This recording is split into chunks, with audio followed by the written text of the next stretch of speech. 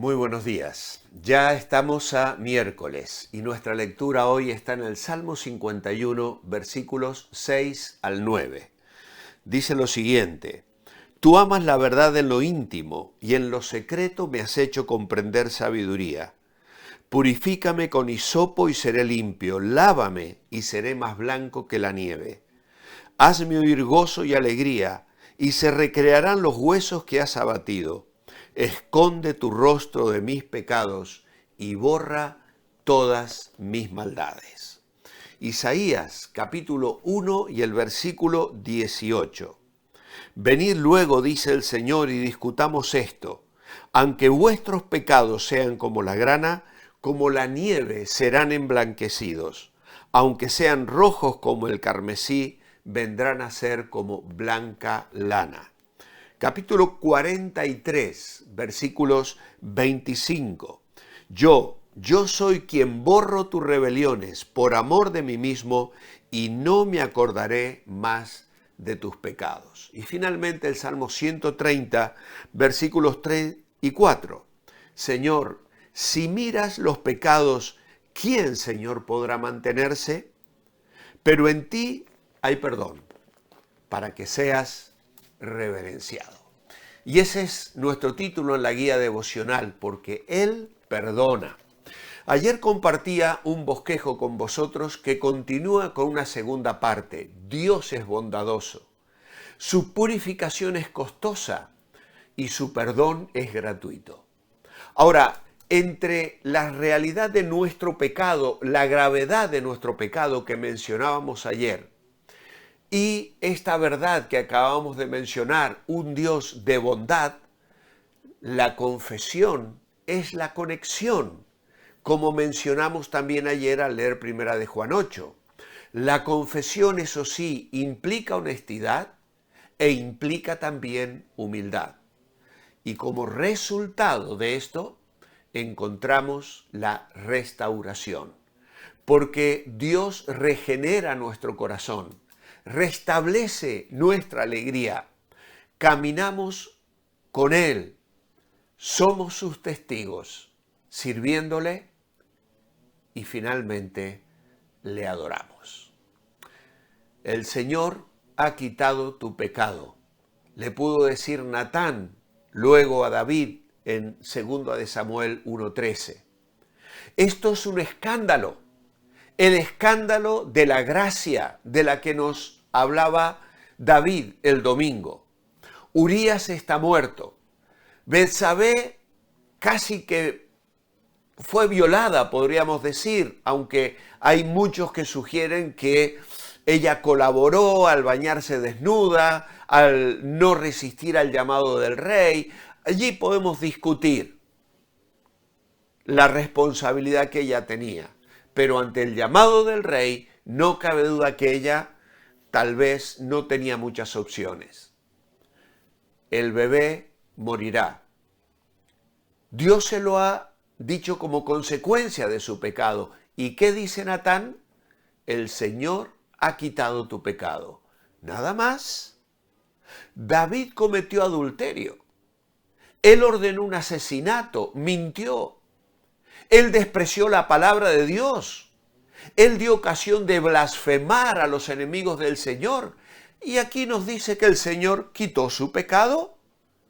¿Qué tipo de juez es Dios? Nadie olvida simplemente una violación, un asesinato y una mentira. Los jueces justos no actúan así.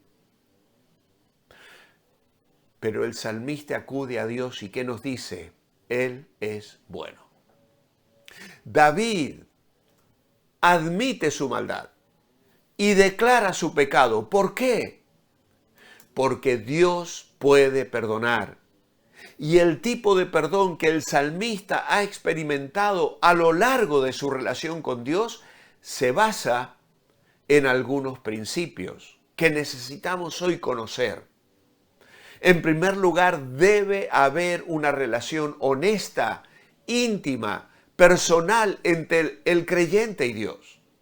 De esa forma, Dios puede hablar a nuestros corazones y hacernos ver lo que debe ser cambiado, así como lo que es bueno para nosotros. En segundo lugar, la limpieza proviene de Dios y es completa. El ser humano perdonado lo es integralmente y se transforma en alguien limpio. Hay muchos anuncios de televisión que proclaman las excelencias de detergentes que dejan la ropa blanca como nueva. ¿Por qué? Pues porque tras el primer lavado la ropa ya no queda como cuando era nueva. Está limpia, pero no es suficiente, ya no es nueva. Con el perdón de Dios no sucede lo mismo. Su perdón limpia nuestro corazón y nos deja totalmente restaurado, mejor que nuevos. Segunda Corintios dice, si alguno está en Cristo, nueva criatura es. Las cosas viejas pasaron, son todas hechas nuevas. Y hemos leído el desafío de Dios al pueblo de Israel. Venid, discutamos esto, pongámonos a cuenta. Si vuestro pecado fuere como la grana, como la nieve, serán emblanquecidos. Dios interviene y no lava con lejía, lava nuestro pecado con la sangre de su Hijo que pagó por él. En tercer lugar, el perdón, la restauración traen alegría a nuestro corazón. ¿Por qué? Porque nos volvemos a los brazos del Padre. Y es lo que luego en el Salmo 51 David va a pedir a Dios. Vamos a leerlo estos próximos días. Finalmente el salmista nos va a explicar el principio de la misericordia divina. En la lectura de Isaías 43, dice Dios, no me acordaré de tus pecados.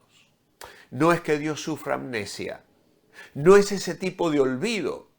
Por supuesto que Dios sabe todo lo que hemos hecho en nuestra vida, pero no lo tiene en cuenta. Es pasado, está perdonado. Esa es la misericordia de Dios, que no nos da lo que merecemos, sino que nos perdona y nos restaura. El indignante paso por alto de Dios se explica en Romanos 3, 25 y 26. Esta es una de las declaraciones más importantes en la Biblia para comprender cómo Cristo se relaciona con los Salmos y con el Antiguo Testamento en general. Dice, Dios exhibió a Cristo públicamente como propiciación por su sangre a través de la fe, como demostración de su justicia, porque en su tolerancia Dios pasó por alto los pecados cometidos anteriormente. Esto es exactamente lo que 2 de Samuel 12:13 dice que Dios hizo. Él pasó por alto el pecado de David para demostrar en este tiempo su justicia a fin de que Él sea el justo y sea el que justifica al que tiene fe en Jesús.